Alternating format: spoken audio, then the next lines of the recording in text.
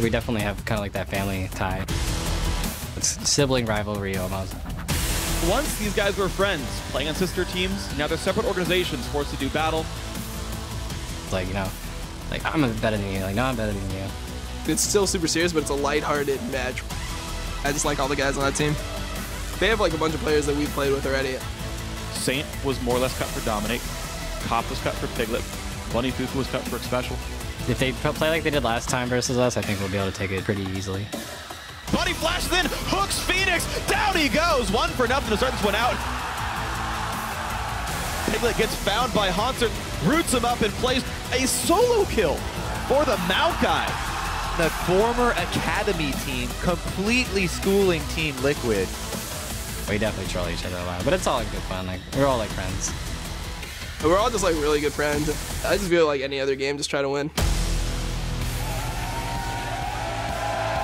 Welcome, everyone, to the North American League Championship Series. The crowd are getting into the mood thanks to the folks from Summoner's Cafe. Everyone very pumped today for the matches. And, of course, the tailgating. Always with the tailgating. Some delicious-looking food out there. And then Coast discussing some pre-game strategies as they try to snap their 8-game slump when they face off against Cloud9. And here we see their shot caller High and Meteos headed to the stage for that game. Hello, everyone. I'm James Dash Patterson, and to get our day started off right, I brought along the Brain Trust, Joshua Jat Leesman, Aiden Zyrene Moon, and Sir David Freak Charlie. I'm knighted? Sir? Yes, I just knighted you on the desk. I don't think you're allowed to do that. I think you are allowed to do that. Or Aiden is. Thank you. There it is. Something is amiss. Nope. Jad is not happy. Today about is that starting one. out correctly. Thank you, everyone. Well, we're now a week into the second half of the split, and with 8 games left for each squad, nothing is set in stone, but 3 teams are starting to emerge as our clear leaders. TSM, Cloud9, and CLG start the week only separated by 2 games. And I think we can finally say Cloud9 are actually back in form. They are 5-1 in the last 6 games.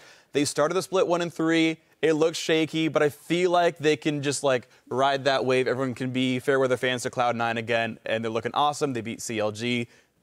It's Cloud9. They're back, for real. Don't we say that every single week? No. We do. I know it's dangerous. It's a dangerous thing to say. When I say it, it's correct, though. You've probably Because he's said the it sir. multiple times. He's knighted now. So Yeah, this is why I got it. Just let him be. Yeah, I want to talk about CLG, another one of the top 3 teams. They're number 2 in the standings right now. And honestly, when Cloud9 beat them, they still said they thought CLG was a better team. And in a lot of ways, CLG looks like the better team within the first 25 minutes. Their early game is incredibly strong. Their individual play is awesome. But if there is a place they falter, it's in the late game in decision-making and team fighting. And it's one of those things that ends up happening when you're so used to destroying people that when you're actually in close games, you're not making the smartest decisions. So if there's a place to pick on CLG, it would be there. All right, and I want to talk about TSM, the top of the table right now. This is a team that has always had a history of being a patch behind. And they're starting to change their play style. They're number 1 right now, and they're not falling into the pitfall of sitting and staying with their style. They're trying something new. This is the first time we saw Bjergsen on a very catchable mid laner. He usually plays Xerath or Ahri, things that are kind of self-sufficient in the back. Cassiopeia is right out there in front, and he ended up going for that. It didn't work out for them, and they gave up a bunch of objectives because they tried to disengage, counter-engage comp. But the fact that they're trying stuff while being number 1 is really big for TSM. Well, behind those leaders, there is a sizable field with 4 teams looking to pull away from the pack. Today's marquee match, though, Liquid versus Gravity, pits 2 of these teams against each other, with the added element that they used to be sister squads. And I really do love both of these teams. What I'm actually most impressed by, though, is actually Gravity. So in 2014, they were Curse Academy. Actually, in the beginning of 2015, they were as well. But they were a team that couldn't even make it through the promotion tournament. They lost and tried to make it to the promotion tournament multiple times, never did it. They get COP, and suddenly they're the best team in the expansion tournament. They're now top 4 in the standings. Like, this team has just risen from almost nothing to being a very big playoff contender, and it's great to watch. Top 4, huh? They're living up to the old name, You guys. can leave Curse, but the Curse doesn't leave you. Exactly. They are both tied for 4th. Yes. I think that's very only important to turn out. fitting. It is with only the winner fitting. getting Number's still sole there. possession of 4th today. Yeah, exactly. That'll be very interesting to see. And earlier this week, Team Dignitas announced that they were benching Cloudwin as jungler. Taking his place is going to be Izingi, who's been playing in the Challenger Series with TSM Darkness. Yeah, I mean, this is an interesting situation. We did know from Dignitas that Cloud9 was a temporary solution. They never once announced him as a full-time jungler for this team. And even though Dignitas was 3-3, I do feel like this is one of those situations where the team was playing better, but Cloud9 wasn't necessarily the reason for that. And it's just time to try out another person. Enter Zingy, another temporary tryout. We'll see how this one works out. Yeah, he's going from Challenger right now, and the weakest team in Challenger, they are sole possession of 6th place, 1-3 TSM Darkness.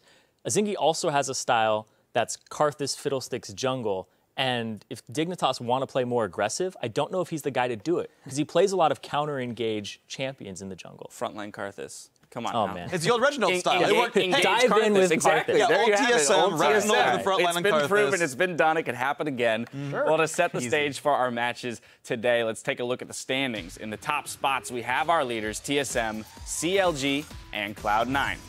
And then a crowded field with Gravity, Impulse, Liquid, and Winterfox, all tied for 4th with 5 wins and 5 losses. Team 8 and Team Dignitas are sharing 8th, and in 10th place, it's Team Coast. And I'd like to give a quick shout out to the Brookfield High School Gaming Club, who are following the action and ready for an exciting day of matches, starting with Coast facing off against Cloud9. After that, it's Team 8 versus Team Impulse, followed by Liquid taking on their former partners, Gravity. Now, it's promising to be an exciting week on the Rift, so here are a few of the players we'll be watching, starting with Team Dignitas' new jungler, Zingy. And like I said, he's been playing in Challenger, and we'll have to see how he meshes with the team, and if he's the missing piece, or if he's just another placeholder. Yeah, we'll also have to be keeping an eye on his teammate Shifter. Now, Shifter has played Kassadin in his last 3 games and found a ton of success playing the more assassination style. It seems like a throwback to last year when Shifter was dominating people. We'll see if he keeps getting Kassadin as a pick this week because we're still on the patch where he's strong, or if he gets defaulted back into some of his more passive picks. Yeah, hopefully for his sake he does pretty well in these games. But next up, I want to talk about Dyrus.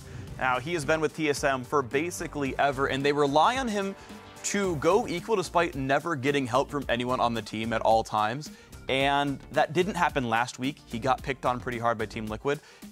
He has to be able to sit there alone 1v3 sometimes and get away with his life. And hey, it's a tough bill for Dyrus, but he's got to try.